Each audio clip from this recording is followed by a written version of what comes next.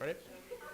Hey, good evening, everybody. So I'm Will Johnson. I'm the Vice President here at Russia Christi at UNL. So we are continuing our study on philosophy and morality. Tonight we are doing a talk on abortion, which Ben will be giving. Looking forward to that. Just like to let everyone know that we do meet at the Student Union before we come here. So if you want to meet us there around 6, whatever, we usually get dinner and hang out for a while until we come over here. So if you need a ride, that would be a good way to get that. You can talk to either me, Zach, or Matt about signing up for our email list, becoming a member if you are a student at UNL. Love to have you join that way. And then also, we do have a mission trip coming up. We are going to Utah, and so if you want more information on that, you can talk to Wesley Fairwell. So, but I think that's about it. So without further ado, I'll introduce our speaker, Ben Blowers.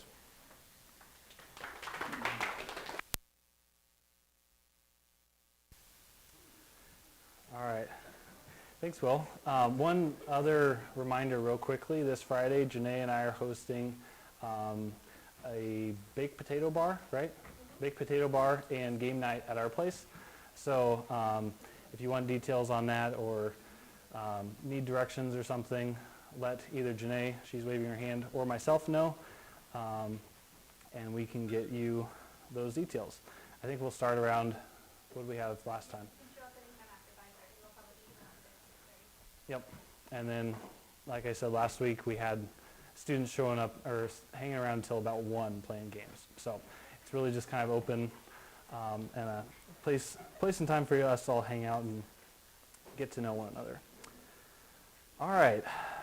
So tonight we are going to start a 4-part series evaluating the ethics of life. We're going to be looking at abortion, the issue of abortion tonight. Next week, we're going to take a deeper dive into the ethical issues surrounding physician-assisted suicide, euthanasia. Look at my notes here, that's 2 weeks out. Next week, we're going to look at the ethical issues surrounding assisted reproductive technologies. And so things like surrogacy, IVF, what type of ethical considerations should we be evaluating when looking at medical technologies that we have available to us. And also, hopefully, getting to a little bit of an overview on stem cell research as well. Things having to do with the ethics of life. Then we'll be looking at euthanasia and physician-assisted suicide on October 21st.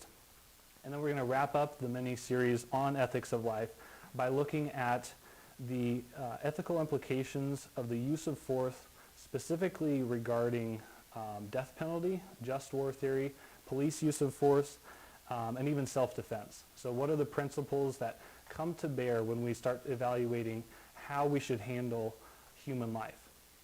So that's kind of a broad overview of what we're going to be doing for the next month now, starting tonight. I'm super excited about it. This is stuff that I've been passionate about for a number of years. It's difficult to approach because we are dealing with the most serious issues, life and death, right? So it's difficult sometimes to wade through these waters and make the proper distinctions and find out how we can arrive at good answers to some very complex problems. But I think we can do that well, and I'm excited to dive in with that. Tonight, we're going to spend the first portion of our evening evaluating how we make the case for life. How is it that we can be so-called pro-life and make a compelling and winsome case to those that we're interacting with, but doing this with grace and compassion. The second half of the evening, I'm hoping, we'll be able to tackle some of the more common objections to the pro-life case, to the pro-life argument, how we can respond to them, and hopefully bring some light to those who may not yet be pro-life or are willing to allow abortion in certain cases. Okay, so that's kind of what we're going to be doing here. But I'm going to set this up. I think by the end of the evening, I think it's a fair expectation that you can have that by the end of the evening, you'll be able to make a pro-life case in less than 60 seconds. Okay? That might sound a little challenging, but I'm actually going to show you how we can do that here before we get started. So, how do you make the pro-life case? Somebody get out your phone. Somebody wants to do this and time me. Okay? Or you can all get out your phone and time me. Somebody let me know when you're ready. This is important because if you get into a situation where somebody says, I don't like abortion, but I think it should be legal, what would you say? How would you respond in that situation? Let's say you just hopped on an elevator, and they said, I don't like abortion, but with this whole Ruth Bader Ginsburg thing, and now there's a vacancy on the Supreme Court, I'm concerned that abortion might become illegal. Even though I don't like it, I don't think that's a good thing. What would you say in those 20, 30 seconds you might have? So somebody got their phone out? Matt? Okay, a whole bunch of people. Pressure's on now. Okay, here's how you make an argument in those 60 seconds. Well, I believe that it is always wrong to intentionally kill an innocent human being. Abortion intentionally kills an innocent human being. Therefore, abortion is always wrong. And I can know this because the science of embryology helps us understand that the unborn is distinct, living, and whole, and that it's a human being. And then philosophy helps us understand that there are no differences between the unborn, the embryo that each of us once were, and the adult that you and I are now. That would justify killing you at that younger stage. How'd I do? 40 seconds, okay? So I think it's possible, hopefully by the end of the evening, for you to expect that you might be able to make that same argument. But we're not just going to memorize that script and then move on, okay? We're going to look at some of the background for the pro-life syllogism. This is what I just stated here. The first premise, a syllogism is a simple form of argument that typically just has two premises and a conclusion. The first premise here, it is always wrong to intentionally kill an innocent human being. This actually isn't very much of a controversial premise. Most people will generally agree with this. If you do find someone who says it's actually okay to kill innocent human beings without cause, we might have some bigger issues going on, right? Generally, I haven't actually run into anyone who would argue against the premise one, but we'll still look at that. The second premise is where a lot more people will object to it, or that's kind of where people will disagree with this pro-life case. That is that the elective abortion, and by elective, I simply mean choosing to have an abortion, right? So this would be going into an abortion clinic or having a physician perform the abortion procedure, right? Technically speaking, a miscarriage has the same result as an abortion procedure, but the death of the unborn, but it is not typically referred to as abortion, or what people are referring to when we say abortion should be legal, okay? Therefore, if both of these premises then are true, and we can defend them well, then it follows logically that abortion is always wrong, okay? And then just to follow up on that, the reason for believing in these, I'm going to argue tonight, is that the science of embryology helps us understand that the unborn are distinct, living, and whole. Philosophy tells us there are no differences between the unborn and any of us here that justify killing the unborn simply because they're at that earlier stage of development. Now, there are some people who would say that this is just my opinion. I've had that recently. We're going to look at an example of that here later tonight. But that misunderstands the nature of the claim that we're making in this argument. To say that this is my opinion would simply say that I'm making a subjective truth claim, right? That this is just my opinion. It doesn't really hold for anyone else, and because it's my opinion, so the objection goes, I shouldn't force my opinion on anyone else. That's not the type of claim that I am making. Earlier in the semester, Adam made a fantastic argument for the reality of objective morality, right? The fact that morality, there's a standard of morality that is objective. It's outside of any one person and independent of our opinions that we can appeal to for figuring out what is right and wrong. So that's the type of argument that I'm making. This is an objective truth claim that doesn't have anything to do with my opinion about the morality of abortion. So something I'll just throw in there. Keep this in the back of your mind as we think through this issue and then the following 3 weeks as we're looking at other issues regarding life. Ideas have consequences. This comes from John Stonestreet. Ideas have consequences, and bad ideas have victims. Okay? But the worst or the most dangerous ideas in a society are not the ones that are being argued for, they're the ones that are assumed. So throughout tonight, we're going to be taking a look at where the assumptions lie, some of those things that are assumed when we're talking about the unborn, and evaluating those, see if they're actually valid assumptions. So let's dive in here. And I'm gonna try to go a little bit quicker. Last time I gave this talk, about a year or so ago, we spent about an hour going through this argument. While I certainly enjoyed it, I'd really like to move a little quicker so we can get into some of the objections and equip you all to be able to respond to them well. So, science of embryology tells us that the unborn are first distinct. This is simply saying that the unborn is a separate person from the mother. Moore and Prasad, who are the authors of one of the leading embryology textbooks, put it this way. Human development begins at fertilization when a sperm fuses with an oocyte to form a single cell, which is called the zygote. This highly specialized totipotent cell marks the beginning of each of us as a unique human being. Now, there's a lot of medical or embryological jargon in there, but a totipotent cell is simply a cell that can develop in a number of different ways, right? It can become a number of different things. It has a lot of potential to it. The zygote, this earliest stage of human development, is a highly specialized one of those cells that is clearly distinct in a number of ways. First, it's distinct in that it has unique DNA. Different DNA from both the mother and the father, whose chromosomes came together to form a unique strand of DNA, which is made up, DNA is made up of 4 chemical bases, right, that are then combined in a unique sequence that gives each of us our physical attributes, our appearance, our hair color, our bone structure, even dealing with our creativity or our intellect. All of those things can be grounded in how those 4 bases are ordered. Now, roughly upwards of 90% of all human DNA is the same. That would make sense, right? All of us have generally 10 fingers and 10 toes, 2 ears, 1 nose, and so on. So you'd expect that, but it's those few differences that set each one of us apart and sets the unborn apart from the mother.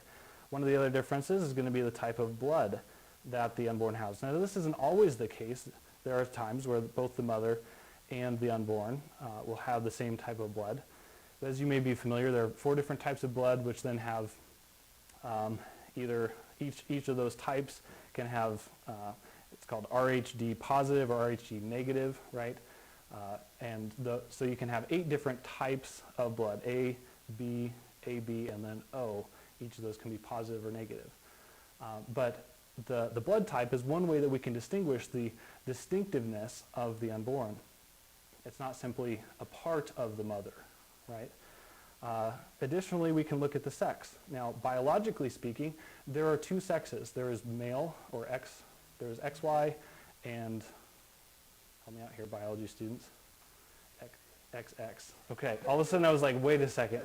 Didn't write that down. XY and XX. Biologically speaking, there are 2 different sexes that can be identified in your DNA, in your chromosome. And that happens from that very first cell, the zygote, that forms each of us as a human being. So the unborn is distinct from the mother in these ways and various other ways, but these are at that first stage of development, these are the most basic differences that we can easily identify from that very early stage. Additionally, the unborn are living. So, how do we know something is living? Any ideas? Like, how would we identify it how can we identify that this stand here is not living versus most of us here, right? I don't see anyone falling asleep yet. So, it's not growing. Yeah, growth is one of those most basic markers of life. One of the other markers of life would be metabolizing food. Right, a bunch of us just got back. I just finished dinner, spicy chicken sandwich from Chick-fil-A. Tasted great. But that food is now being metabolized into energy. That's a marker of life. Happens at the most basic level of all life. That embryo has both of those functions. I found this to be fascinating. Alan Guttmacher, who lived back early 1900s, he was one of the presidents of Planned Parenthood back in the 30s. He said in his book, Life in the Making, he said that all of this, talking about the fact that the unborn were living, all of this seems so simple and evident that it is difficult to picture a time when it was not part of the common knowledge. So think about this. This is someone who was actually a proponent of legalized abortion, saying that, of course, I can't even think of a time that we didn't know that the unborn were living. Unfortunately, though, I'm getting ahead of myself a little bit here. Unfortunately, though, Justice Blackmun, in his opinion in Roe v. Wade, wrote this: when those trained in the respective disciplines of medicine, philosophy, and theology are unable to arrive at any consensus, the judiciary at this point, in the development of man's knowledge, is not in the position to speculate as to the answer of when life begins. Think about that for a second. Now, let's grant his argument for a second. Does it follow that simply because those experts in the disciplines of philosophy, medicine, and theology, simply because they disagree or because there's no consensus on whether the unborn is living or not, does it then follow that it is okay to go ahead and kill it or destroy it? Right? That should actually give us pause. Think about if we were driving down the road, right, on the way here, and we're coming down, it's getting dark now outside. We're coming down, we see something in the middle of the road. It kind of looks like just a rug. You know, it's maybe dropped off of somebody's trailer or pickup or something. But it also could be maybe a homeless person who passed out in the middle of the road or maybe had a medical issue. And we're not really sure. We're like, that'd be unlikely for somebody to pass out right there. It's probably not a person, probably not alive. I'm just going to drive over it, right? Would it make sense for us to ever do that? No, if there's any question in our minds that the unborn is not human, or this whatever it is in the road, if there's any question that it might be human and might be living, then we should avoid it at all costs. So Justice Blackmun, even though he's a Supreme Court justice, displays some incredibly damaging reasoning here that's resulted in millions and millions of unborn lives being taken.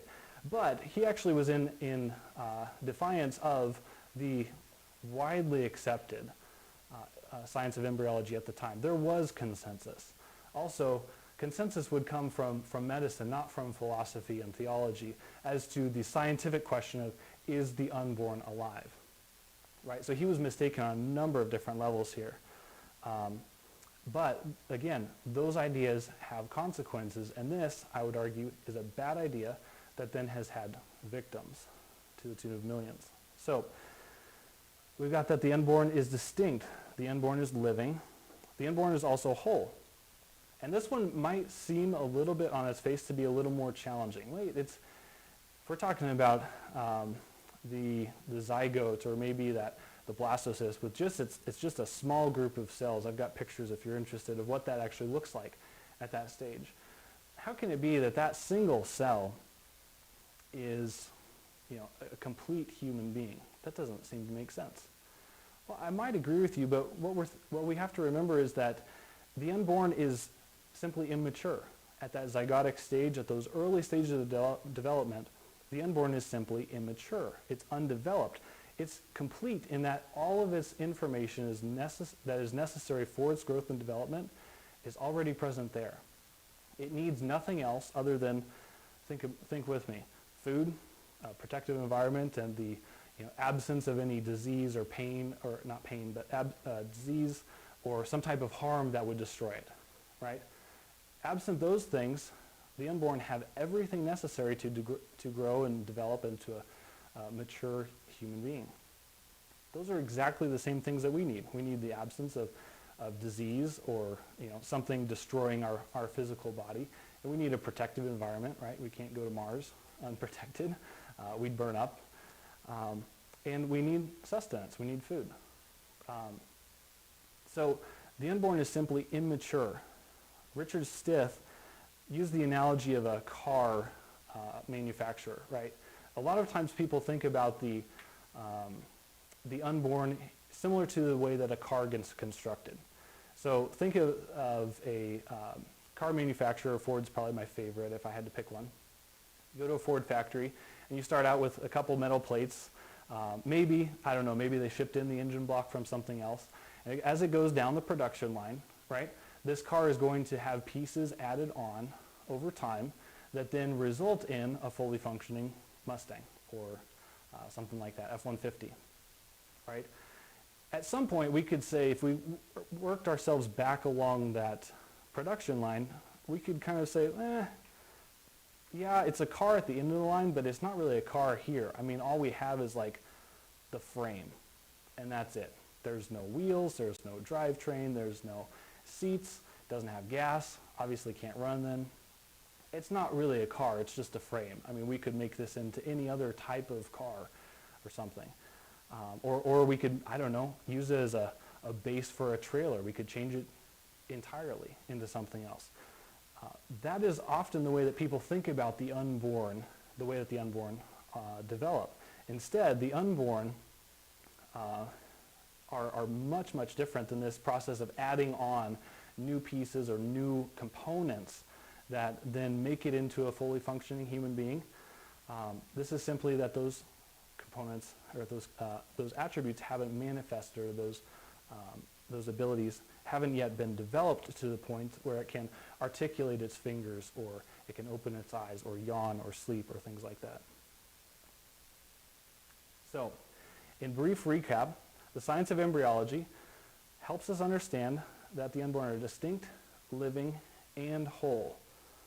So then we have to ask, well, then what is the unborn? And here I'd call your attention to Dr. Willie Parker, who himself is an abortionist. He said he estimated that he's done, I think in a recent debate I saw him, he guessed somewhere between 10 and 20,000 abortions that he's performed. He wasn't quite sure. This is what he said about the unborn. Abortion kills a human being. It is the intentional disruption of a pregnancy that kills a human being. So he kind of restated it here. This is what abortion does, and this is how it does it. It disrupts the pregnancy that results in, if effective, the abortion procedure results in the death of a living human being. Clinton Wilcox, a pro-life apologist, says the zygote, the embryo, and the fetus are not non-human entities. They're simply early stages of development in human life, right? Something that is non-human cannot become human simply by passing through stages of development, right? There's nothing that's in the stages of pregnancy that then gives its humanness, lends its humanness to the unborn in such a way that then it becomes valuable or something.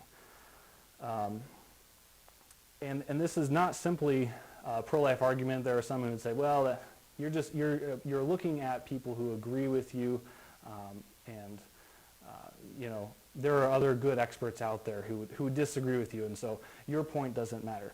Well, I'd simply respond that there are many ardent advocates of abortion who also argue that the unborn is human. Peter Singer, David Boonen, and the late Christopher Hitchens are all notable proponents of abortion. Peter Singer put it this way: it is possible to give human being a precise meaning. There is no doubt that from the first moments of its existence, an embryo conceived from a human sperm and egg is a human being. Okay?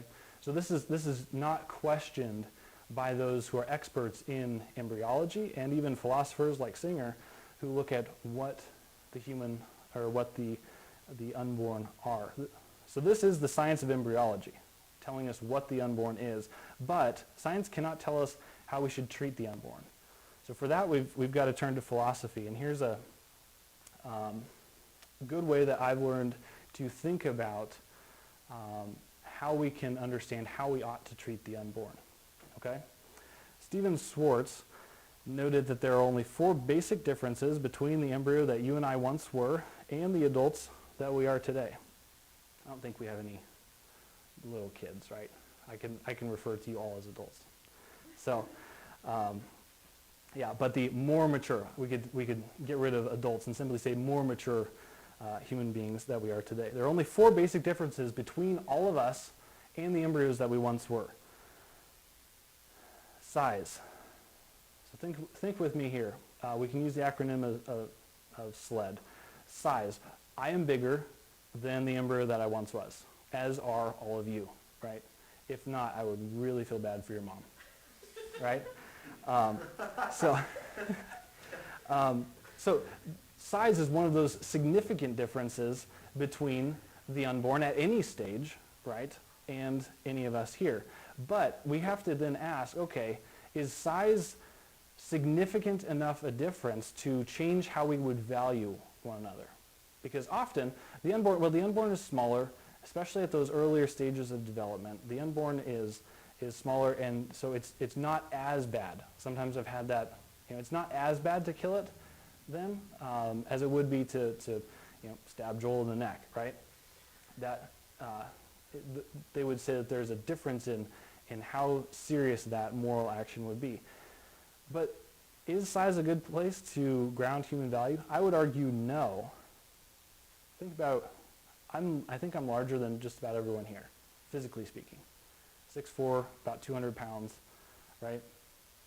If size is a value-giving attribute, then by the logic, the same logic that would say we could kill the unborn, it would say that I'm the most valuable person here, and I could justifiably, if it came down to it, kill any one of you at the, at the expense of saving my own life, right?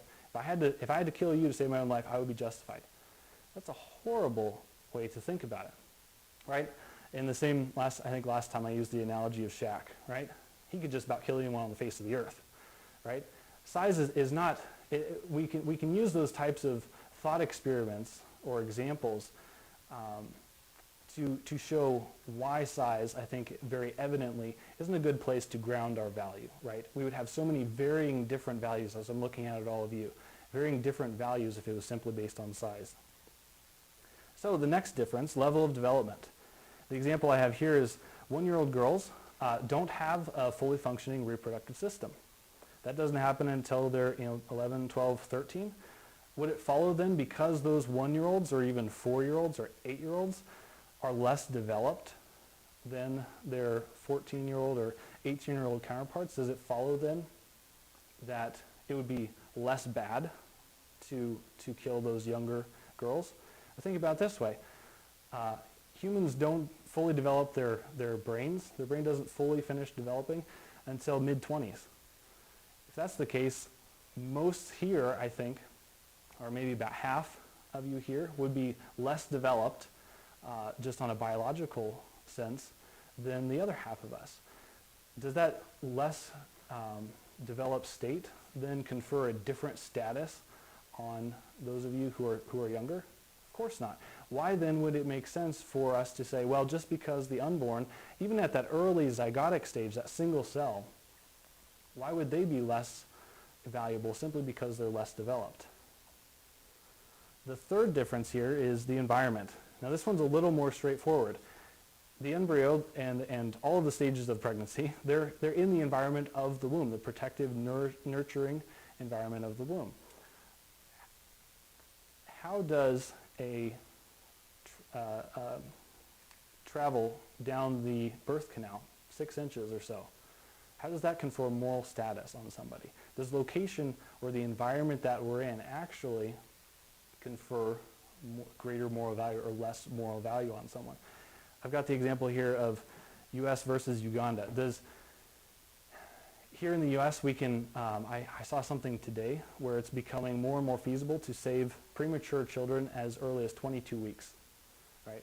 This is a child that would fit in the palm of my hand, that we are now developing the medical technologies to sustain and keep alive. It's incredible that we can even do that. Incredibly small unborn children. Well, at that point they would be born. Over in Uganda, they don't have that medical technology available to them. So what would happen then is if a woman here, let's say we're going, well, it's the environment of the womb, right? That gives them this added value or the lessened value. Well, here, if a child was born at, let's say, 25 weeks, well, or was in the womb at 25 weeks, well, we could save that child, and so we could say, well, it's more valuable because we could give it life outside the womb. So it's essentially the same whether it's inside or outside, so it's okay. Over in Uganda, that child wouldn't survive much beyond that 25 weeks. If we're simply looking at the environment that it's in or the environment that it is capable of living in, then those two children at the exact same stage of development would have differing values. Again, not a significant enough difference between you and I here and the unborn that would justify killing the unborn. And finally, the last difference here is the degree of dependency. So you can think here, the unborn is dependent significantly in every way, for those that are not born, on their mother's nourishment, protection, the warmth, filtering the blood, everything like that. It is entirely dependent on its mother. But does the level of dependency that we have on another, again, confer the moral status that would justify maybe killing the unborn? If somebody is more dependent on others or on something, would that make them less valuable? I would argue no. Again, you can think of kidney dialysis. My great-grandmother was on kidney dialysis for a long time.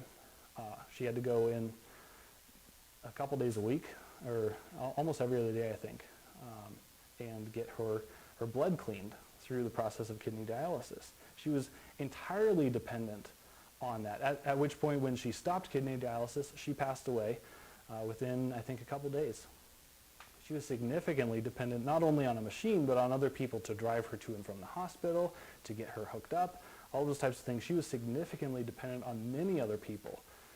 Does it then follow that because of that dependency, she was less valuable than I was, or less valuable than you and I are now? No.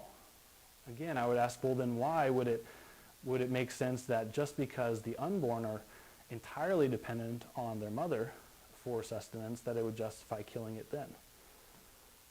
I'll also point out that all of these are degreed properties. That's just a fancy way of saying that these are properties that we can have as human beings that come in various levels, right? We're bigger, smaller, we're less developed or more developed. We're in different environments. I'm in the living room, right?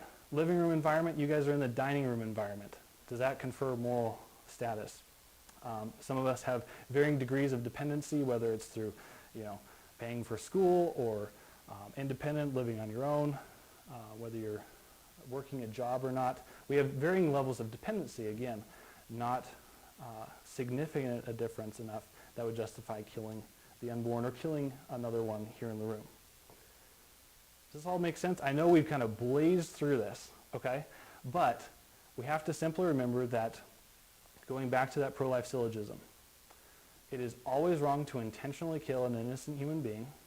Abortion intentionally kills an innocent human being. Therefore, abortion is always wrong. And we know this because the science of embryology tells us that the unborn are distinct, living, and whole. And philosophy tells us, and you can use SLED here, but philosophy helps us understand that there is no difference significant enough to justify killing the unborn and not any of us here. So, after that crash course on pro-life apologetics and how to make the case for life, I want you guys to pair up, and I'll give you about 2.5 minutes, okay? So, like what, 45, or what would that be? Minute and 15 seconds. So go ahead and make the pro-life case to your neighbor. Go ahead and try to do that. Articulate to yourself and articulate why you can hold to that position. Go ahead and do that now.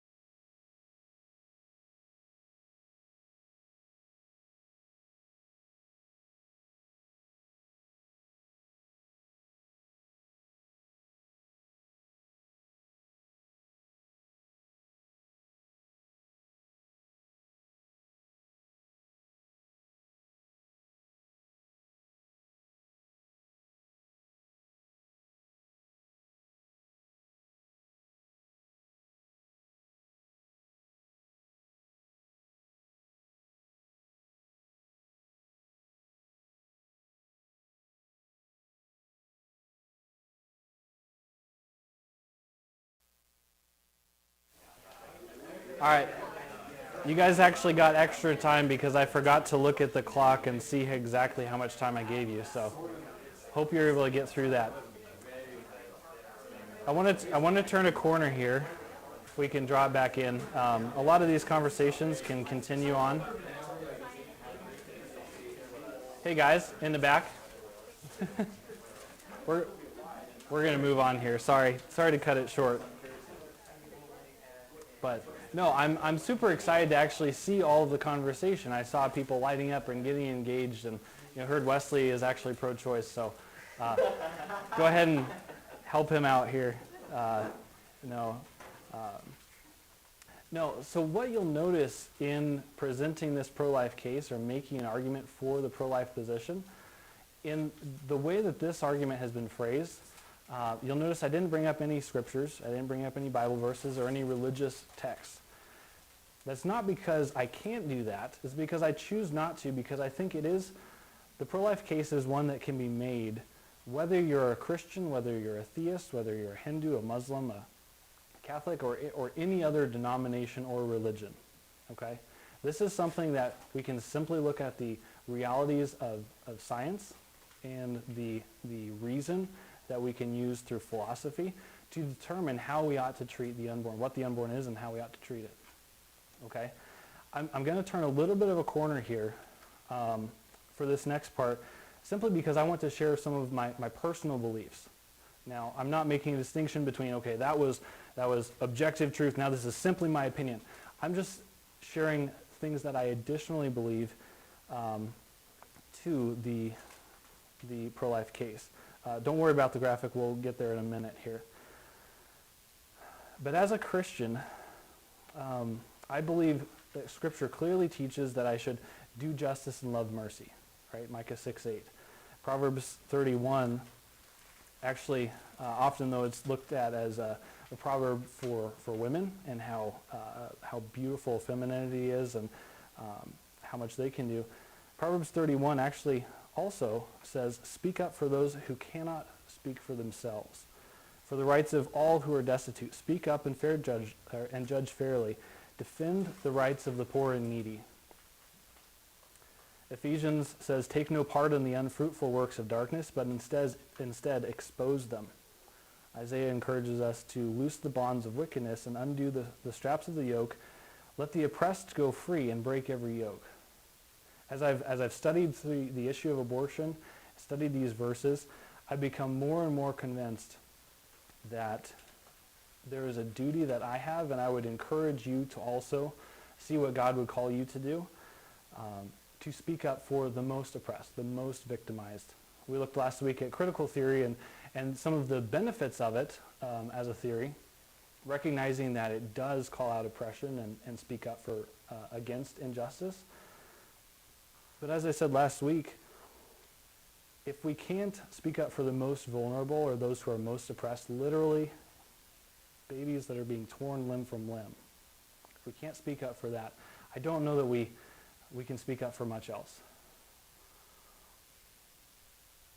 I recognize by sheer statistics that there are some here who might have a personal experience with abortion. 1 in 4 women will have, over the period of their lifetime roughly, will have some type of experience with abortion.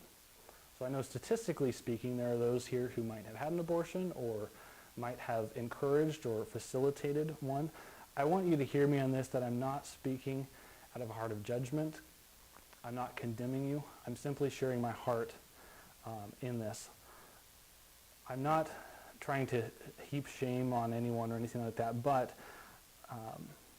I want to extend this pro-life argument in hopes that you will understand the evil that abortion is, but then also explain to you in this moment here that as a Christian, Christ's forgiveness and grace extends to you. There's no sin, there's no action that you have taken that takes you away from the forgiveness that Christ desires to offer to you. I would encourage you to talk with me or Adam or Wesley or any number of our officers if this is something that you'd like to hear more about.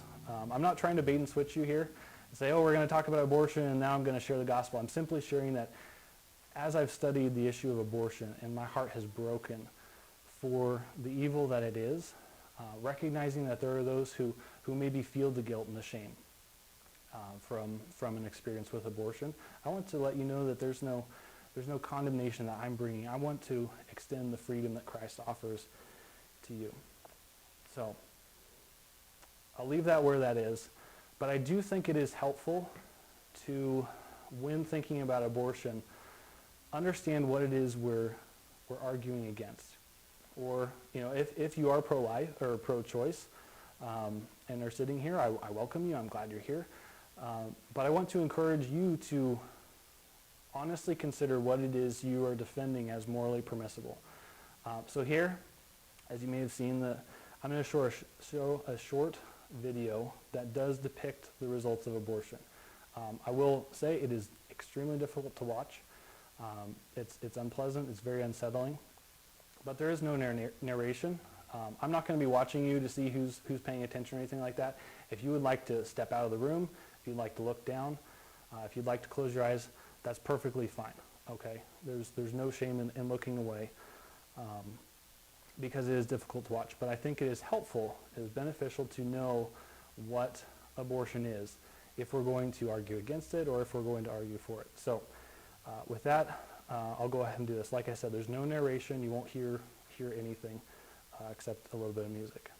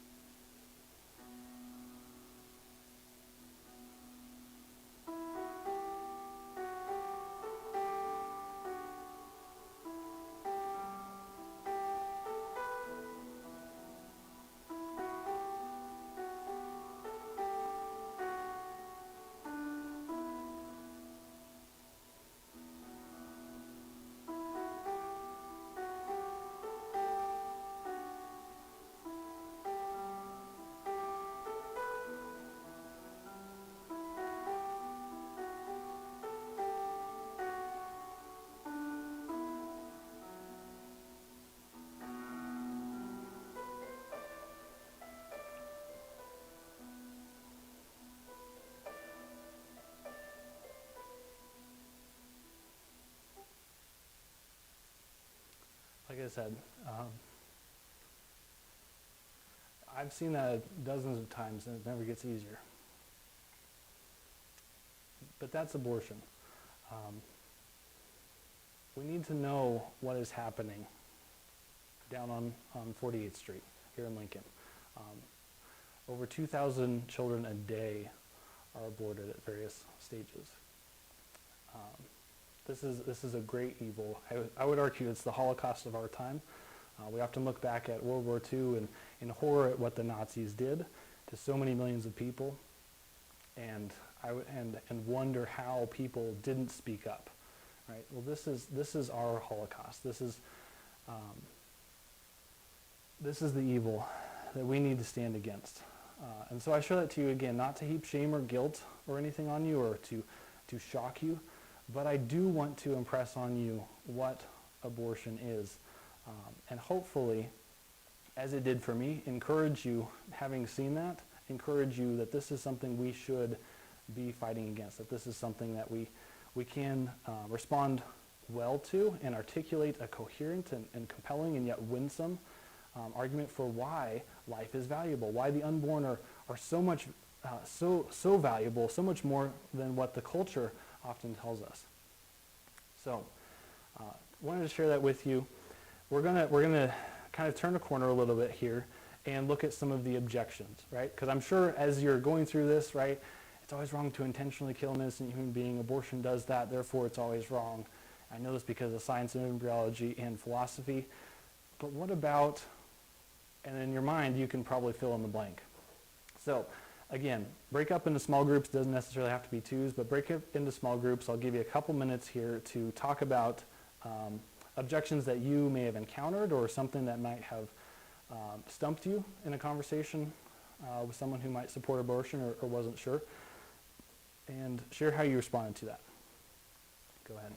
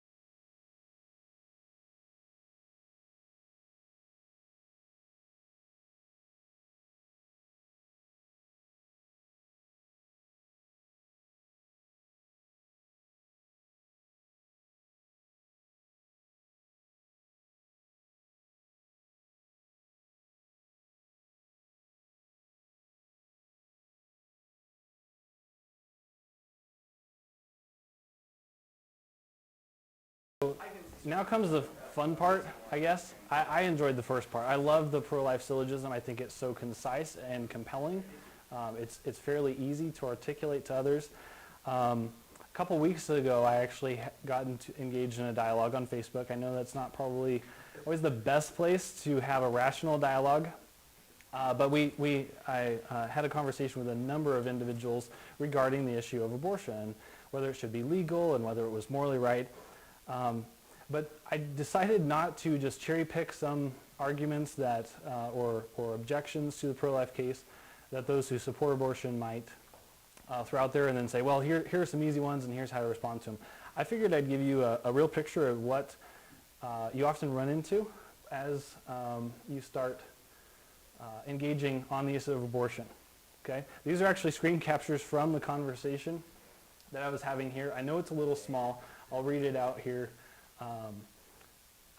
when we get to them. But maybe before I dive into these, because I want this part to be a little more interactive, is there anyone here who's has a burning question about how do you respond to this case or an objection that you had in your conversation? If not, that's fine, but sometimes those things can bother us until we get them vocalized.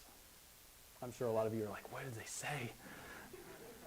Well, here are some of the objections. So what I did in my comment was respond to the post, which was looking at a very tragic situation where a woman actually lost the ability to bear children any longer because of complications from a miscarriage, and the assertion was, therefore, abortion should be legal, essentially. So I simply responded, this is incredibly tragic, but can you explain to me why it changes the moral status of the unborn? Summarizing here. Here's the pro-life argument, and I listed that out and then briefly stated why what the unborn is from the science of embryology and why it was valuable according to philosophy. And these are some of the responses that I got. I know people who have had coat hanger abortions pre-Roe v. Wade because they were being raped. How do you respond to that? Like, if we make abortion, so the argument goes, if we make abortion illegal, then that's going to happen again. Any ideas how you would respond to that?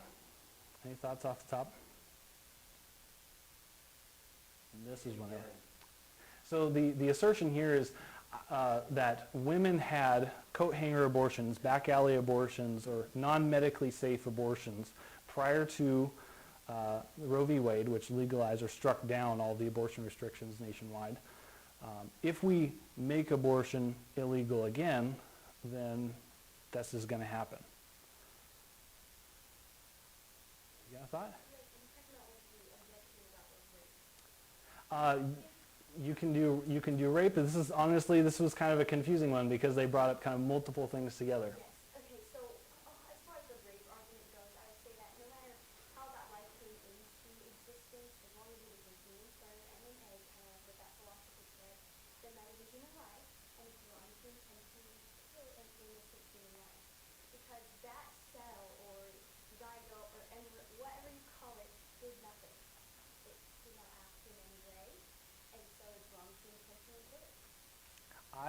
Guys, honestly, excellent answer. That's a kind of a textbook answer. You redirected it back to the important issue. How does the circumstances of conception change the moral status of the unborn?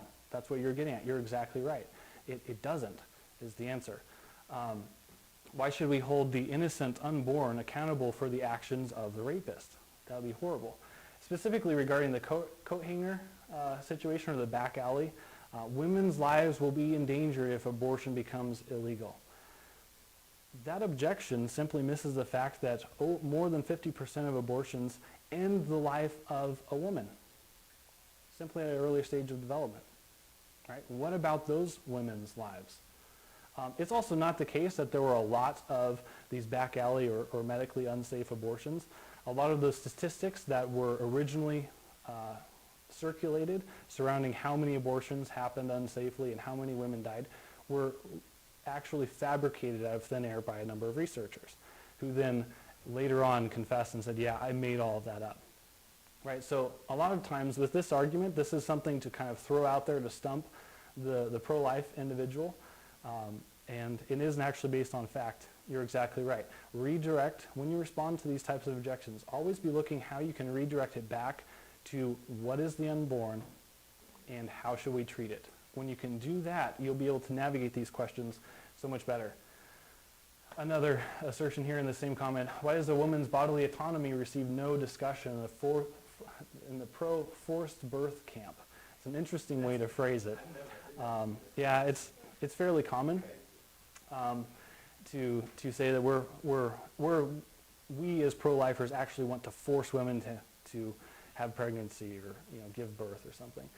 Completely misunderstands the nature of the reproductive cycle and the human body and everything that it was designed to do. But the argument here is not so much that component, it's the bodily autonomy. Again, how I would respond to that and how I did respond to it is simply say, I agree that a woman's bodily autonomy is important. I am 100% in agreement with you that a woman's bodily autonomy should not be violated.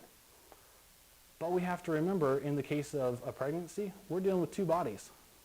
There are 4 arms, at the later stages of adult, and there are 4 arms. With a pregnant woman, you have 4 arms, 4 legs, 2 hearts, 4 lungs, 4 ears, and so on, right? There are 2 bodies there. Why would we violate one person's autonomy to save another's bodily autonomy? There are limits to the argument for bodily autonomy. And what I mean by that is the ability to do with your body what you want. That's what bodily autonomy refers to.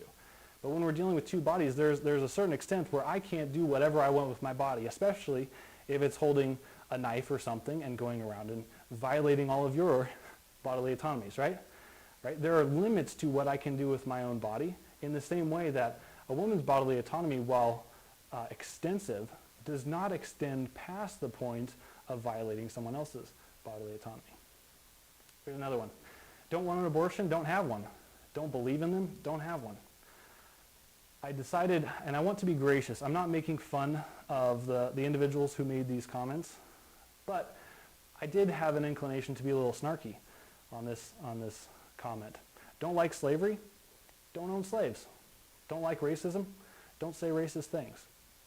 Thereby implying, but if you do like slavery, then it's okay. That's what this is honestly arguing here. If you don't like an abortion, there's not actually anything wrong with abortion, but you just don't do it. Would it follow that we could say, well, don't like rape, don't do it? I don't think so. This is an extraordinarily poor argument. It's not even an argument. Poor objection to the pro-life argument, which deals with science and philosophy, right? Here's another one. That's your opinion. I addressed this earlier. This one almost made me smile because I was like, well, actually, no, you're misunderstanding the nature of my claim. I'm appealing to an objective moral standard that says it doesn't matter what I think or even if anyone believes this, it's still wrong to intentionally kill an innocent human being. My response to this was if I can remember right, essentially, can you point to where my argument goes wrong? Like, if you can clarify for me where this argument breaks down, I want to change my opinion, because I would be holding a false belief then. I didn't get a response on that one. My opinion is this. Get back to me when you grow a uterus. Again, I think misunderstanding the nature of biology there a little bit as a guy here. But again, your argument doesn't matter, or your opinion doesn't matter, so this argument goes, because you're not a woman. Wow, that's kind of sexist, to be real frank. To simply dismiss the argument, the pro-life argument, simply because I don't have a uterus. What about my wife, who also agrees with and holds to the pro-life argument? If she and I simply traded spaces, would this individual have then engaged with the argument? My guess is not. But again, this is a way to kind of get away from the meat of the issue, what is the unborn and how should we treat it? Also, if you open up a history book going back to 1973 when Roe v. Wade was decided, it was 7 men who joined the majority, which struck down all of the abortion restrictions. If this actually is a good argument, you're a man, you can't have an opinion or shouldn't have an opinion on abortion. If that's actually a good argument, then you would have to to be consistent, you would have to hold that Roe v. Wade was wrongly decided because men were weighing in on the issue of abortion, right? Again, that's not what this individual was arguing, certainly, but if you want to be consistent, that's what you would have to argue. Here's a really recent one. I don't know, how many of you have seen this? The data is clearer.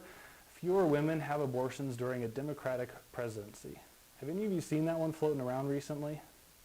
I've been seeing that popping up more and more, specifically in light of the current vacancy on the Supreme Court, and the discussion, should that be filled prior to the election, or should President Trump and the Republicans go ahead and nominate and confirm somebody? How should we handle that? And a lot of individuals who are proponents of abortion, at least to some extent, are arguing, well, guys, you should actually be voting for or in support of the pro-abortion camp, because abortions actually statistically go down during Democratic presidencies. I threw this one in here because that one actually, it didn't quite stump me. It seemed a little bit off to me, but I couldn't identify why. So I did some looking up, and there are a couple problems wrong with this objection. The first one is that it takes a very narrow view of history, right? So it starts with, I've got the statistics here. It starts looking at about Bill Clinton. So it looks only 2 Democratic presidents back for the numbers of abortions year over year that were occurring. And sure, during Clinton's presidency, there was a 14% decrease in abortions. During Obama's presidency, there was a 28% decrease in abortions. And then the comparison, actually during Ronald Reagan, there was a 2% increase with abortion. Both of the Bushes had small 4 and 8% decreases in abortion respectively, but much smaller. So in one sense, you could say, hey, abortions, this is the argument, abortions decrease more dramatically during Democratic presidencies. So here's how you can respond to that one. First, it misunderstands the correlation and causation, right? There's a correlation with some of the decreases in the abortions being enacted or carried out during Democratic presidencies, but that follows the overall trend of abortions. Abortions since, I think, early 90s, abortions have been dramatically declining year over year as a downward trend. So it would make sense that a lot of the consecutive presidencies would see more and more dramatic. If you go chronologically, you would go, starting with Bush 1, you'd go 4%, and then you'd go 14%, and then you'd go 8%, and then you'd go 28%, and the numbers aren't out yet on Trump's presidency. But you can see overall there is a decline in overall abortion numbers. So that's one way you can look at it, but it also, so let me back up here. This objection, or this assertion that abortions decline under Democratic presidents takes a very short view of history and misunderstands the saying, well, the Democratic presidencies cause it, rather than just there being a correlation between the two numbers. Do you see the difference? By the short view of history, you can simply go back a couple more Democratic presidencies if you really want to look at the numbers. Richard Nixon and Gerald Ford, between their two presidencies, there was a 58% increase in abortions. Under Jimmy Carter, there was a 32% increase. Okay? So it's a very selective reporting on the numbers that actually misunderstands the causal relationship between the two. I know I'm getting a little off in the weeds, but this is something I've been seeing popping up more, so I want to make sure that you guys can at least wrestle through this well on your own. And if you encounter it, hopefully you can debunk it. Secondly, one of the other interesting things when looking at the statistics on abortion is that California, I think it was 1997, stopped reporting how many abortions happened in the state. At that time, California was the nation's leading provider of abortions at double the national rate. They were having significantly more abortions, and they simply stopped reporting it. It would make sense, you know, given that during Clinton's presidency, which would have been during 1997, all of a sudden you see a dramatic decrease in the sheer number of abortions, because the leading state in the country stops reporting. And there are a number of other smaller states that also stopped reporting on their abortion numbers. If you go to the Guttmacher Institute, which is named after Dr. Alan Guttmacher, the former president of Planned Parenthood, they actually keep statistics on the number of abortions with their own measurements, and do include the statistics from the states that don't report to the government on the number of abortions. Guttmacher Institute is not friendly toward pro-life advocates at all. And you can see much more realistic numbers there on the numbers of abortions. So, yeah, so I know that was a little off in the weeds, but this is something I've seen pop up more, so I wanted to kind of equip you. Here's the last one here, and then we can go into some discussion time. Outlawing abortion won't prevent abortions. It will just cause more women to die. Okay, so remember that phrase I talked about earlier? Ideas have consequences. Bad ideas have victims. But the worst ideas are the ones that are assumed. Where's the assumption here in this one? Outlawing abortion won't prevent abortions. It will just cause more women to die. Can anyone see the hidden assumption here? That women die with abortions being legal. Not quite. It's close. It assumes that half of the unborn aren't women. There you go. It's assuming that the unborn aren't even human or alive or valuable in any way, that there's no death involved. Again, remember back to Dr. Willie Parker, the abortionist who performed between, at least well over 10,000 abortions. He said, abortion kills a human being. This right here, it will just cause more women to die if we outlaw it. Again, if we use that same logic and applied it to murder or theft, outlawing murder will just won't prevent it. I mean, we haven't prevented it and it's already outlawed. It still happens. Same thing, I mean, it's not going to improve anything if we outlaw abortions, right? That's the assertion. But it's presuming here, or just assuming, I guess you could say, that there aren't women who are killed every single day in abortions, the unborn. So again, look for those hidden assumptions. A lot of times those are going to sneak in. Other times you'll see the dehumanization. I didn't highlight this one, but up here on the top, a woman can choose not to feed the parasite in her body. One, again, a very misstatement of what the unborn is. There's in no way is it a parasite, but that phraseology lends to the dehumanization, the lessening of value of the unborn. It makes it easier. It's much easier to say a parasite, which is kind of like a cockroach. We hate cockroaches. We'd rather step on them, right? It makes it easier if the unborn is like a parasite or like an insect or something unwanted. It makes it a little bit easier for us to say we can kill it. Yeah, it might be alive, but we can still kill it. No, this is an attempt to remove the weighted language of the unborn being human and valuable, and therefore justify the unborn. So those are some of the objections that, like, this happened 1 and 2 weeks. I think these were all 2 weeks ago when I was having this conversation. These are the common objections that you're going to run into, among many others, right? We didn't really, I mean, we talked a little bit about the rape. What about life of the mother, or what about financial hardship, or those types of things? We can have those discussions. But I wanted to give you an actual picture of some of the responses you're going to get and how to navigate these questions well. So in wrapping up here, I'm just going to throw some resources at you. The book that I've learned the most from is Scott Klusendorf's book there, The Case for Life. It's the #1 best book, hands down, on making the pro-life case. He's going to cover how to make the pro-life case, how to respond to objections in more detail than what I've done tonight.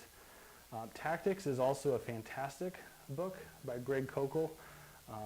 Goes into more just how to navigate difficult conversations and doing that with grace, and also doing it in a compelling way. If you're interested in some of the more deep philosophical defenses, I'd say probably the best book that I've read so far is Patrick Lee's Abortion, Unborn Human Life. Fantastic resource that I've learned a lot from. You can see the other organizations there. Life Training Institute, that's Scott Klusendorf's own ministry that he started. They do pro-life training around the country. Fantastic organization. And here locally, the Lincoln Pregnancy Center. I didn't bring the brochures I've got, but they do amazing work. Last time I was down there, they had multiple rooms with ultrasound machines. They have entire multiple, again, like 3 or 4 rooms dedicated to various supplies to care for women after the baby is born, to care for them beforehand, care for them after, provide diapers. They had walls of diapers, literally, that are then given to women who are struggling to care for children. So there are many opportunities. If you'd like to get involved, I can definitely point you. Whatwouldyousay.org is a fantastic resource just on how to engage with this and other questions. If you're caught in that short conversation, is slavery wrong? Does the Bible support slavery?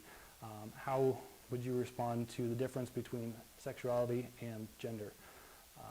How, is the unborn alive? Things like that. Should Christians be involved in politics? They answer a lot of those big questions in very short and succinct, I think like 4 or 5 minute videos, equipping you how to navigate those well.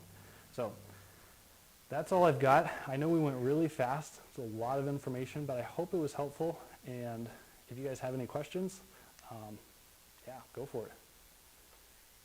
There's one online. Okay. Parker. Kind of long, I'm not sure how many questions are in here. But it's similar to the violinist argument. If you sign up for a class at the university, and you sign a disclaimer knowing that you might have to be hooked up to your professor, a small percentage, to keep them alive. If you're chosen and disconnect, causing the person to die, I'm guessing you'll say that that would be essentially murdering someone, right? You would have the moral duty to stay hooked up. You would be morally responsible. Similarly, do you see it the same morally if you're kidnapped and hooked up to someone, thereby not consenting to being hooked up to the person? Would you still be morally responsible in that situation, or would you perhaps say that the person that put you in that situation would be morally responsible? Okay. Was it Parker? Parker. Okay, awesome, Parker. Thanks for the question. I'll try to distill it down from what I understand, having not read the question myself. So the violinist scenario is what this Parker brought up, which is basically this idea that a philosopher, Judith Jarvis Thompson, constructed to even grant the pro-life premise, to say, yes, the unborn is living and the unborn is valuable and it's still okay for abortion to happen. That was the project that she set out on in constructing this violinist scenario, as it's come to be known as. Basically, the scenario goes that there's a violinist, a very productive member of society, top in the world, incredibly talented, brings joy and happiness to a lot of people, comes down with some terrible disease, right? There's no cure, but after a lot of research, they discover that you have a particular antibody or something in your system, in your bloodstream, that were the violinist to be medically connected to you in some way, where they could use, the antibodies or have access to them for 9 months, then the violinist would be okay, and you would.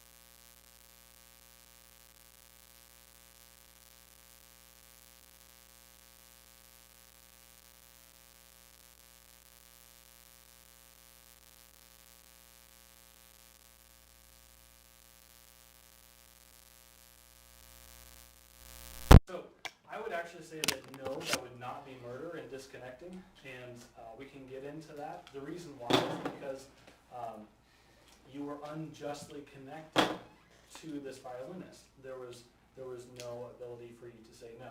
Now, the Parker or someone else who's using this scenario might respond, yes, exactly, just like in the cases of rape. This woman had no ability to say no. She wasn't desiring to be hooked up, right, to the unborn. And so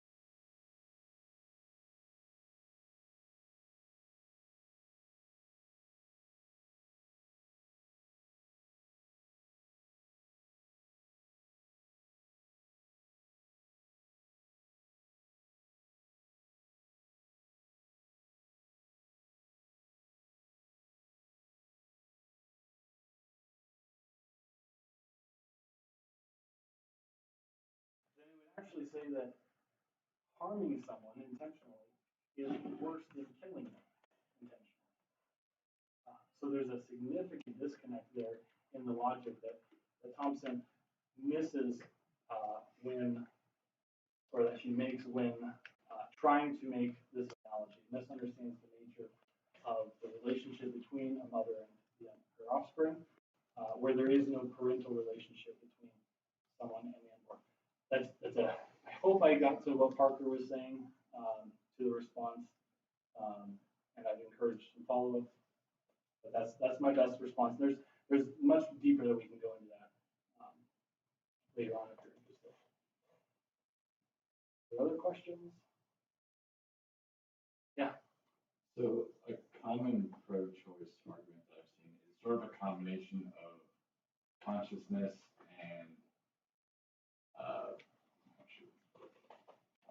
personhood. Okay. Right. So if you can show that a person isn't conscious, embryo isn't conscious, and if an embryo doesn't have personhood, and of course that's a really broad term, but essentially it's sort of like the identity of an individual along with their own experiences with other people, that sort of thing. And the argument goes something like, well, since they don't have this personhood and they're not conscious, it's completely fine to kill them. So it essentially argues against the first premise of that. Yes, yeah, the personhood or sentience or consciousness argument, yeah, is essentially dealing with the idea, okay, it may be human, but what is value giving? You know, right? I said that there are 4 differences: size, level of development, environment, and degree of dependency that are the only meaningful distinctions. This argument would say, no, there's actually another one, and it's consciousness. The unborn is not conscious at the early stages of development, right? The parts of the brain, the brainstem, and even some of the precursors to that biologically don't even start developing until a couple months into pregnancy. 6, 8 weeks is when that stuff starts to develop. So the argument would go, or the most conservative argument would say, well, before that development starts, it's okay to kill it because it doesn't even have the physical capacity to have consciousness. Or more the personhood or experiential argument would extend that to say, well, you can even be conscious or have a level of sentience, but until you've actually experienced anything, there's no value that you have. And so we wouldn't be doing a harm in terminating your life, taking your life, right?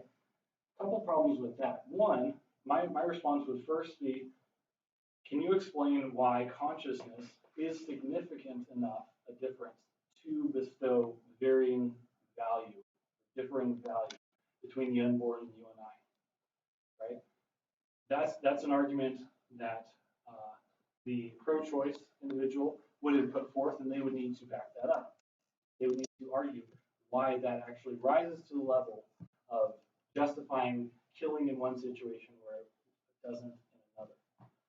So that would be my first response to that question. Secondly, I would say, okay, let's grant the premise. Let's say that consciousness is what's required.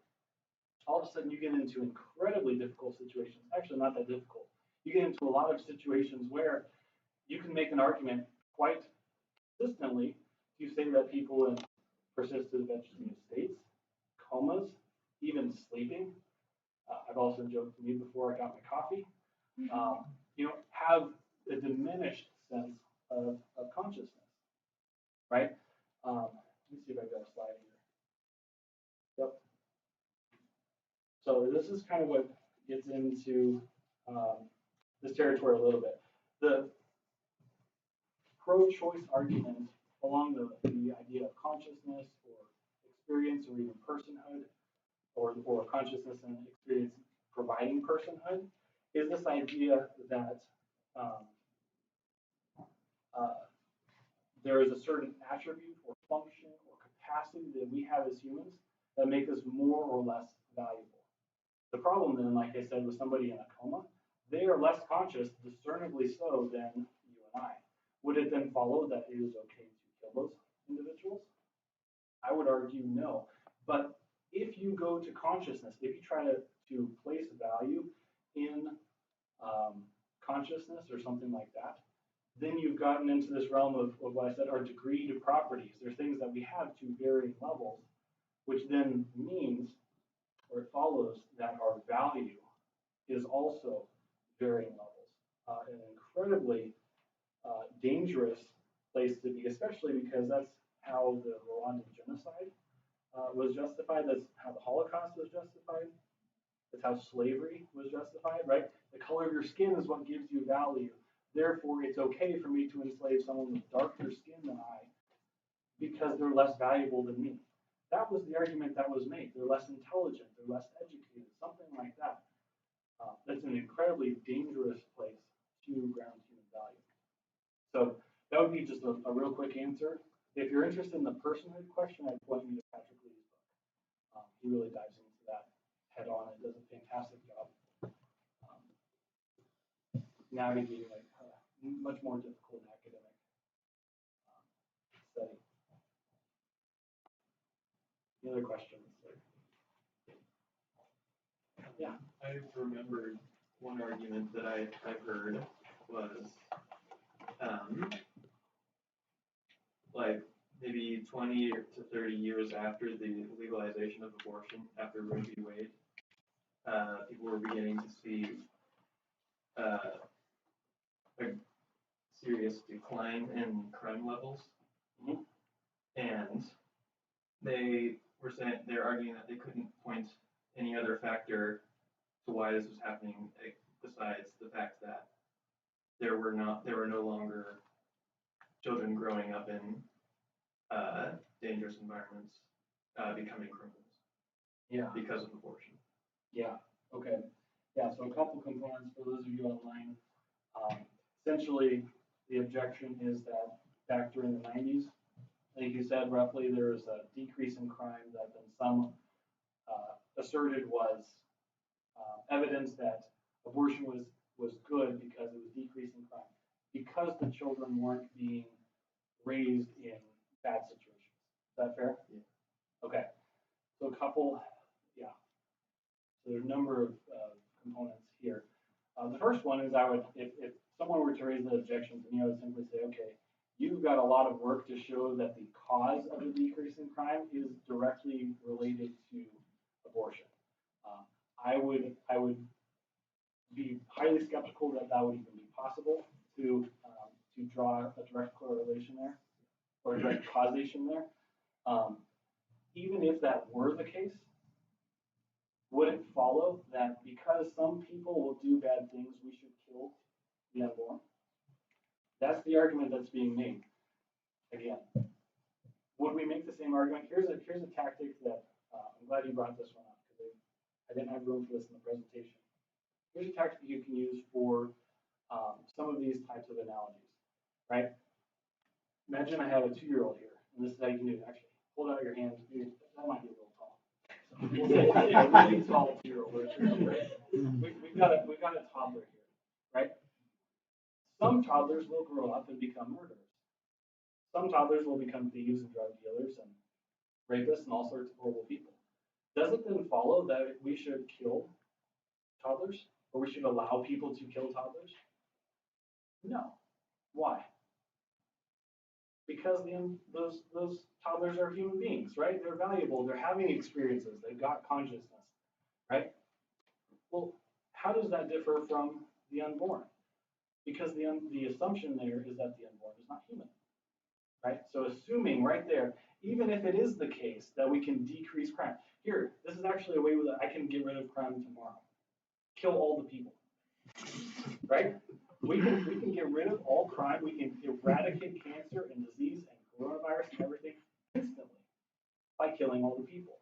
And we would recognize immediately that that's not enough justification to just go out and commit mass murder, right? But why then would it apply to the unborn? Just because some people will do bad things, does it then follow that we should be allowed to kill other people? I would argue it doesn't. So that would kind of be how I would approach that question. Again, in making that argument, they've got a massive burden of proof to even show that. Even if it holds, it doesn't follow. Even if it is the case that more abortions cause less crime. I mean, yes, of course, on some level, if you kill most of the people, you're going to have fewer crimes committed, right? But if you could even prove that to be a correlation or a causation there, it still doesn't justify killing the unborn. So, yeah, good question. Any others? No, we've been here. Yeah, a couple. I had a question that might consider religious, but support abortion. Mm-hmm. Like, sure, they believe it's biologically alive, and I guess spiritual beliefs. How would you respond if they say, yeah, they're biologically alive, but they don't think they have a spirit or soul or something? Yeah. So a religious. So for those of you online, the comment here is that some people will be religious. Will say that they'll grant the scientific premise that the unborn are distinct, living, and whole. Let's say that there's a spiritual component, right? That then provides the value, is the grounding of value for human beings, and the unborn don't have them. Some would say that's a spirit or a soul. Somebody else in this conversation I was having said, as a Jewish person, they believe that it was with breath, right? The ability, because going back to Genesis, right? Where God breathed life into man, they say, well, it's the first breath that gives that human value component, right? So this can be a little trickier depending on the person you're dealing with. Sometimes it requires some fairly extensive hermeneutics, right? Investigation of what Scripture actually says about human values. Here's what Scripture does say, though. In Genesis, we see God saying, "Let us make man in our image, our likeness." And then I think it's Genesis 7, where God says, if a man, roughly paraphrasing, if a man sheds another man's blood, then his life is forfeit because man is made in God's image, thereby making the direct relationship between being made in God's image and being valuable. All humans, male and female, are made in God's image. Therefore, valuable is unjust to kill. Going on Scripture is unjust to kill any human being who is innocent, right? To intentionally kill them, right? It is always wrong to intentionally kill an innocent human being. So that is what Scripture clearly teaches. As far as something like breath or the existence of the soul or the presence of the soul, I would again argue, because those things are, well, they're not decreed properties, but I would then ask the individual who raised the objections to say, why does breathing oxygen, why is that a significant enough difference to give value to a newly born child, right? It's okay to kill them up to the time they have their first breath, not their first scream. What happens if you have, as sometimes is the case, you have a baby that's born and is not breathing? And they can sit there and rub the back or something and do little chest compressions, and all of a sudden that child starts breathing. Would it have been okay just to rip that child apart because it wasn't breathing, it wasn't valuable on that argument? I would say absolutely not. Well, I think that gives us a pretty good indication that breath, physical breath, is not a good or a solid place to ground it. What about somebody who's on a ventilator? There are a lot of people on ventilators now who aren't actually breathing themselves. They're having a machine breathe for them with COVID, right? Do they have diminished value then? Again, some problems there. So, short answer, as far as the spirit and the soul, stuff like that, you probably have to dive into what that person actually believes, what their religion or religious beliefs are, and then respond to them uniquely. There's some guidance we can discuss afterwards, but yeah, that'd be an approach that you have to take a little more specific to the individual. So, there's another question? Earlier you brought up the example, I think it was from Facebook, where there was a miscarriage that resulted in the mother being infertile. Mm-hmm. Correct. I was wondering if I could pose a hypothetical along those lines. Sure. Okay, so imagine that we are able to detect a genetic mutation that always at week 25 results in the death of the fetus, and one of the complications is always the mother is left infertile. Mm-hmm. Would it be permissible to have an abortion in that circumstance if it meant that the woman would be able to have children down the road? Mm-hmm. Yeah, so repeating the question, both of you online, make sure that I understand it. So you're posing a hypothetical. What about, let's say that there was a genetic marker that we could detect, arbitrarily set at week 25, that if it was present, should that pregnancy continue, it would result in the woman being infertile, not being able to have any children beyond that point. Is that fair? Yes, a week 25 mutation. Yep, that mutation would take hold and she would no longer be able to have children. Would that justify them killing the unborn? My simple answer would be no. And the reason why is because simply because of harm, and by simply I mean only or singularly, right? If a woman were in a situation where if she continued with the pregnancy, she would be unable to have any future children. The only alternative in this hypothetical is killing an innocent human being. You would be terminating an innocent human being. There are other situations, women where it's not a hypothetical, women who have terminal or certain types of cancer, where if they receive treatment for it, chemotherapy or radiation, could end up killing unborn such that it may not survive or would have incredible defects after the fact. Women in that case, a woman is faced with an actual situation where should she protect the unborn, potentially at the expense of her own life or the cost of her own life, because by the time she's given birth, the cancer would have progressed to a certain point where it would be untreatable or fatal at that point, or should she take this treatment and harm the unborn? An incredibly difficult situation, incredibly difficult for the individuals involved. But I would simply highlight the fact that personal harm is never justification, or personal pain or discomfort or harm that will be experienced is never justification in killing an innocent human being, right? Again, we have to think, what is the unborn? Distinct, living, and whole, and it's no different. It's done nothing wrong, nothing to deserve the death penalty is what would essentially be given. And so taking an action that would result in another innocent human being life being ended would always be wrong, even in that horrible situation. I would hope maybe by that point we would have the technology also to incubate that child or put them in the ICU or neonatal part of the hospital and be able to care for them there. But again, I keep using the word simply, but having a situation in which a woman would become infertile and not have future children does simply not justify taking an innocent human life. That would be my response. I don't know if you have a follow-up or anything, or if that kind of. I have a point of clarification. Was part of your, was part of your hypothetical that the death of the unborn child was medically certain? Yes.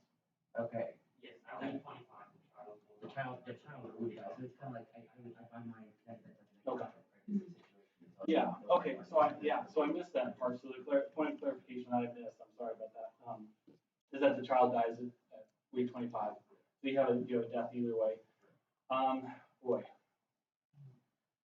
The situation there does present a even more difficult situation.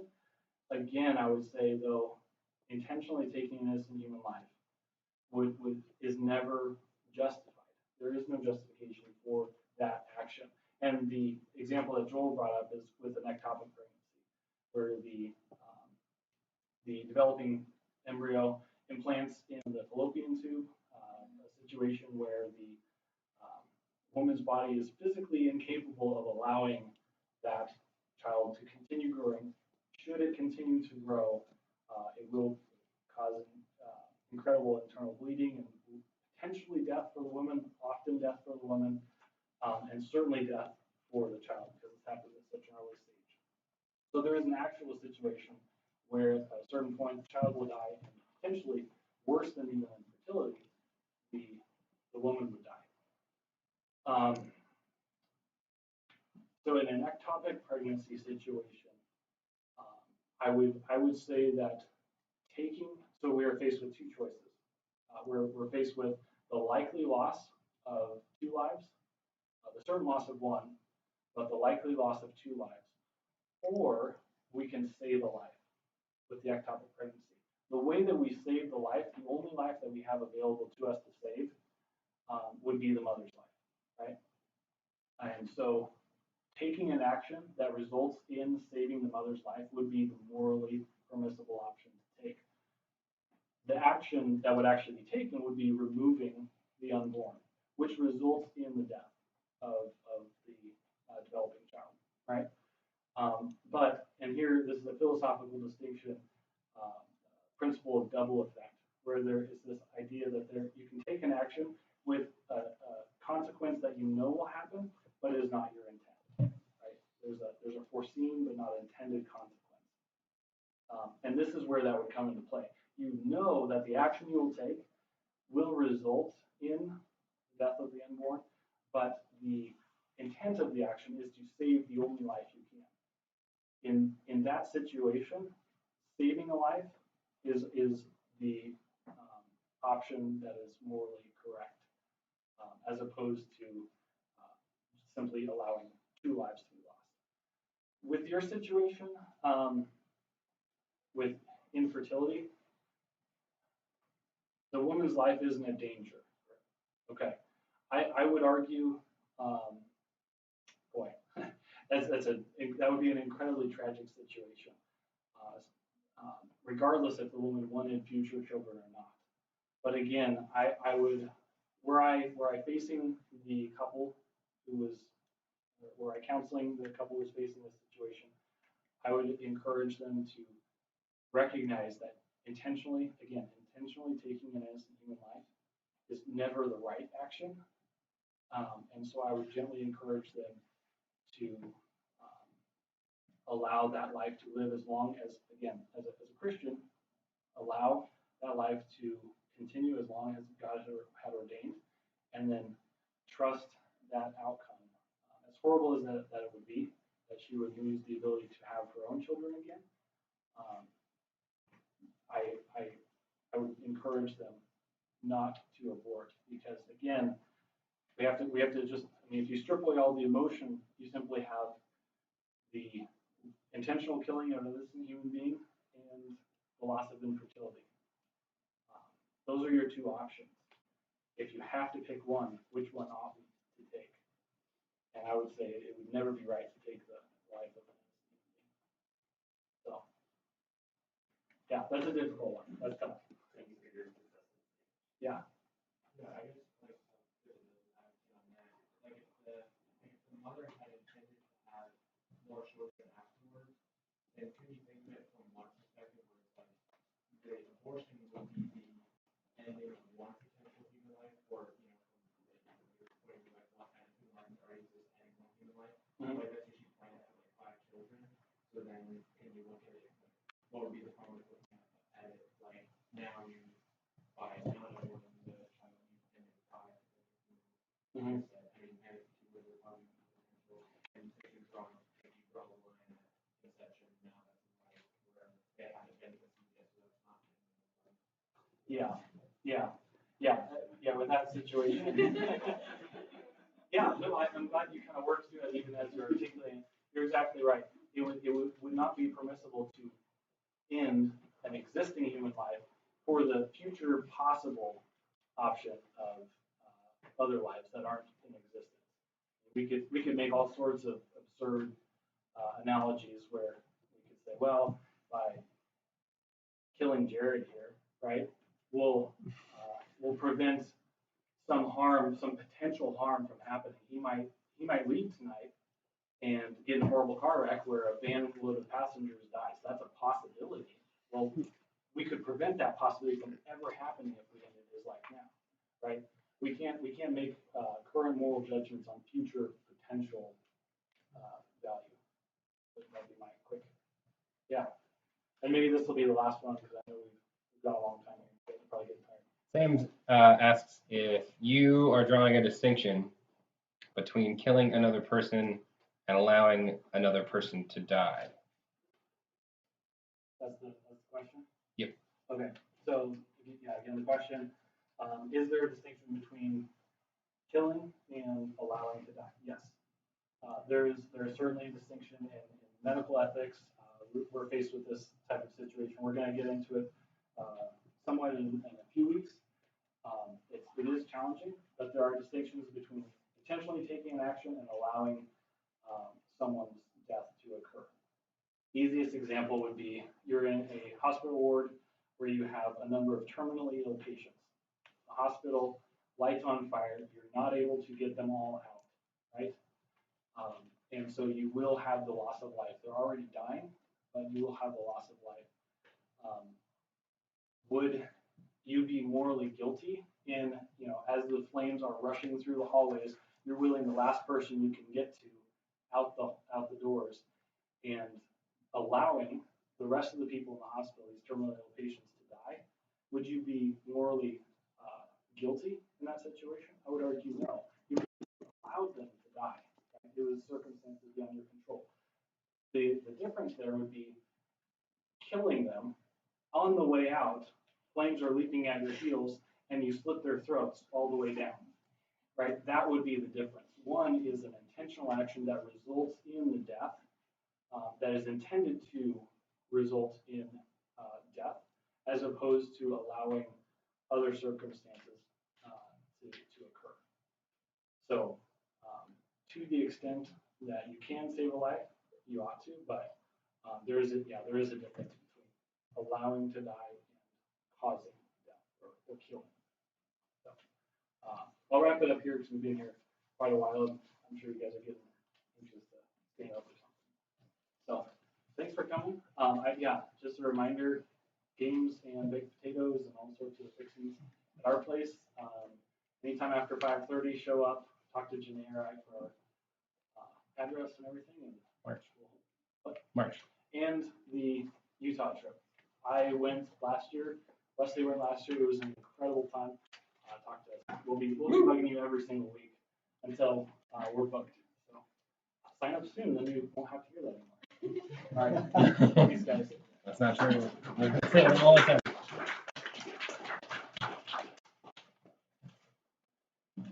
They still kept going. Is that thing on?